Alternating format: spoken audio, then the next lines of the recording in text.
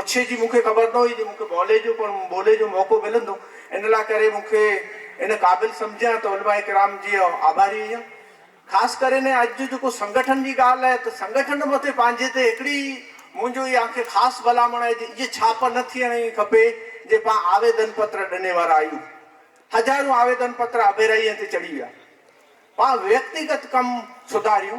अने ॿई ॻाल्हि जेको थी कि पंहिंजा डॉक्यूमेंट, त डॉक्यूमेंट जे अंदरि कच्छ जे अंदरि सौथी पिछड़ी क़ौम हुए त पाण आहियूं। पंहिंजे छोकिरो गाॾी 4 व्हील हलाईंदो हुए पर लाइसेंस न हुओ। पंहिंजे बच्चे खे इहा ख़बर न हुई कि किननि थोकणो आहे, किननि दरवाजो खोलणो आहे, इहे सुध न हुई। गाॾी गिनी ॾिने पई अने गाॾी चालू थी हुई, धंधे में पण हलाए पियो, व्यक्तिगत पण हलाए पियो, पानकिंग मोह में। ई इख़लाक पंहिंजा सुहिणा न आहिनि, हिन मां पाणखे नुक़सानु आहे। त पाण अहिड़ी तरबियत करियूं, भविष्य जे अंदरि पैसो अचंदो पर इख़लाक अचंदा की न, ई पाणखे उभा करणा पवंदा। त पाण इहे इख़लाक़ी तरीक़े सां मज़बूत थियूं। ॿई वस्तु इहा आहे जे पंहिंजे संगठन खे पाण पिंड जे सुधार लाइ वधारे उपयोग करियूं, दुनिया खे ॾेखारण लाइ ओछो उपयोग करियूं।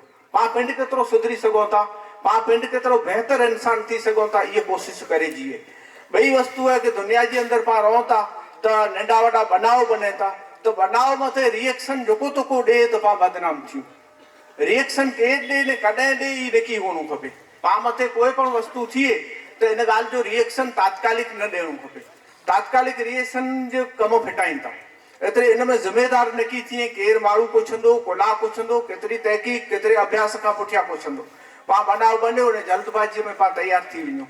ॿई वस्तु आहे कि जेको दुनिया के साम्हूं मामला आहिनि, इनखे सुलझाए में कच्छ जे अंदरि पंहिंजी लीडरशिप मज़बूत आहे। त इहे लीडरशिप जेको आहे, इहा पंहिंजी लीडरशिप वटि ज रहियल आहे। जेको आगेवान आहियूं, जेको जनरली ते पंहिंजी सामाजिक लीडरशिप आहे, इहे बहितर उकेल करे सघंदी। इन मंझि दख़लगिरी न युवा न करी, न उलमा करी। उलमा जेको पिंड जो कमु आहे, इन में बहितरीन तरीक़े सां करी। अने ॿई वस्तु पाणखे हर वस्तु में हिकिड़ी में जेको ॾुख लॻे थो कि घणी वक़्तु ॿी बाहि बोए मुस्लमान आहीं, बोए एले हदीस आहीं, न मामिलो थियो, हिकिड़ो शरीयत में ॾे थो न ॿियो ना करे थो, त पाण मजबूर थी न वेठा आहियूं जे भई हाणे हू बोए ॾेई तॾहिं पाण फ़ैसिलो करियूं न। पंहिंजी को अहिड़ी ताक़त न आहे जे हुन ज़ालिम खे मञाए सघूं, जे हुन सां अन्याय थियो, हुन त ॾिने, तूं कोन नथो ॾिए शरीयत में। इहा ताक़त पंहिंजी न आहे। अॻे जेको ताक़त हुई उहा हुई जे उलमा के साथ में लीडर उभा हूंदा हुआ, न लीडर के साथ में क़ौम हुई। अॼु पण पाण वटि लीडर मौजूदु आहिनि। इहे लीडर इन दिशा में थोरी कोशिशि करी कि जेको अन्याय वारो आहे, इनखे राजकीय क्षेत्र, राजकीय चढ़वड़ खां पर रही, पक्षा पक्षीअ खां पर रही हिनखे हक़ कीअं चवणो आहे, उलमा के साथ कीअं ॾियणो। ॿियो दीनी कम ई हिन जो, अने दुनवी कम घणा अहिड़ा आहिनि जंहिंमें उलमा किराम सिवा कोई सम्झदार न हुए, त उन मुदे में इन खे लीडरशिप ॾियूं। पंहिंजो जेको माड़खो आहे, पाण पंहिंजे माड़खे खे पंहिंजे सुधार लाइ वारंवार चवंसि पंहिंजे सुधार लाइ बनायूं।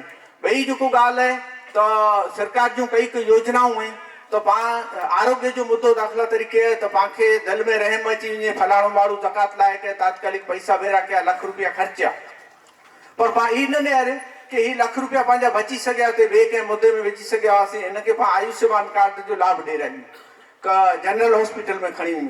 त अहिड़ी टीम हिकिड़ी पाण में उभी थियणी खपे जेको इहा सॼी तयारी रखे, जे कोई पण बनाव बने थो त पाण वधि में वधि क़ौम ते बोझ ओछो करे अने पाण सरकार में जा कीअं लाभ गिनी सघूं, अहिड़ी हिकिड़ी टीम तयारु थियणी खपे।